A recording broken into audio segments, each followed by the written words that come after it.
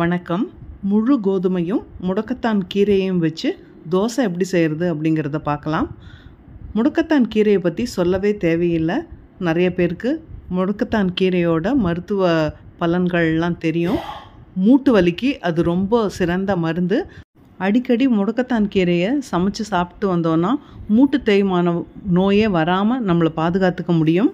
முடக்கத்தான் தோசை பொதுவாக அரிசி மாவில் செய்கிறத நீங்கள் பார்த்துருப்பீங்க.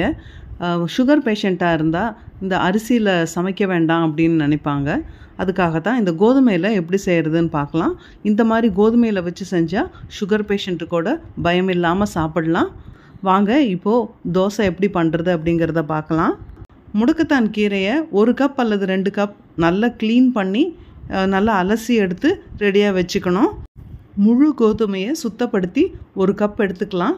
அதை ஒரு பாத்திரத்தில் போட்டு தண்ணி ஊற்றி ஒரு 2-3 வாட்டி நல்லா அலசி எடுத்து வச்சுக்கலாம். கோதுமையை ஊற வைக்கக்கூடாது. அலசினதும் போட்டு அரைக்க ஆரம்பிச்சிடணும்.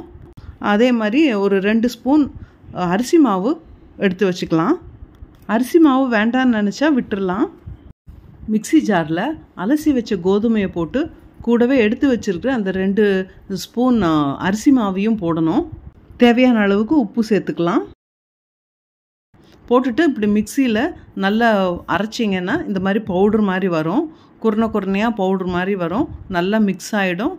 நல்லா ஒரு ஸ்பூன் வச்சு அடியில் வரைக்கும் நல்லா மிக்ஸ் பண்ணி விட்டுடுங்க. அதுக்கப்புறம் 1 கப் இல்லைன்னா 1.5 கப் தண்ணி ஊற்றி கூடவே எடுத்து வச்சுருக்கிற முடக்கத்தான் கீரையும் போட்டு அரைக்கணும். நல்லா நைஸாக வேணுனாலும் அரைச்சிக்கலாம்.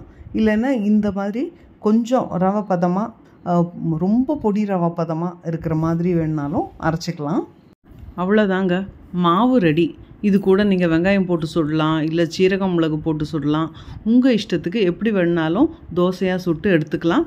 தோசை சப்பாத்தி மாதிரி இருக்கணும் அப்படின்னா இந்த கன்சிஸ்டன்சியில் ஊற்றுங்க. இல்லைன்னா இன்னும் கொஞ்சம் நல்ல தண்ணி ஊற்றுனீங்கன்னா இன்னும் கொஞ்சம் சாஃப்டாக உங்களுக்கு தோசை மாதிரி வரும். நான் இப்போது ப்ளெயினான தோசையாக தான் சுட்டு எடுக்க போகிறேன். உங்கள் விருப்பம் போல் எண்ணெய் அல்லது நெய் சேர்த்து சுட்டுக்கோங்க. 2 பக்கமும் சுட்டு எடுத்தால் தோசை ரெடி. முடக்கத்தான் தோசை ரெடி. நல்ல க்ரீன் கலரில் பார்க்குறக்கே அழகாக இருக்குது. அது சின்ன குழந்தைங்க கூட கலராக இருக்குது அப்படின்னு சொல்லி சாப்பிடுவாங்க. இது கூட நான் இப்போ புதினா சட்னி வச்சுருக்கேன். நீங்கள் தக்காளி சட்னி, தேங்காய் சட்னின்னு உங்களுக்கு விருப்பமான சட்னி வச்சுக்கோங்க. இல்லை புளிக்குழம்பெல்லாம் வச்சானா ரொம்ப நல்லாயிருக்கும். இது அவசியம் செஞ்சு பாருங்கள். இது ஹெல்த்துக்கு ரொம்ப நல்லது. அதனால் கண்டிப்பாக எல்லார் வீட்லேயும் இதை செய்யணும். இப்போல்லாம் கீரைக்காரங்கக்கிட்டேயே இந்த முடக்கத்தான் கீரையெல்லாம் கேட்டால் எல்லாரும் கொண்டாந்து தராங்க. அதனால் உங்களுக்கு கிடைக்கலையே அப்படிங்கிற கவலை வேண்டாம். உங்கள் வீட்டில் செஞ்சு பார்த்துட்டு எப்படி இருக்குது அப்படின்னு சொல்லி சொல்லுங்கள்.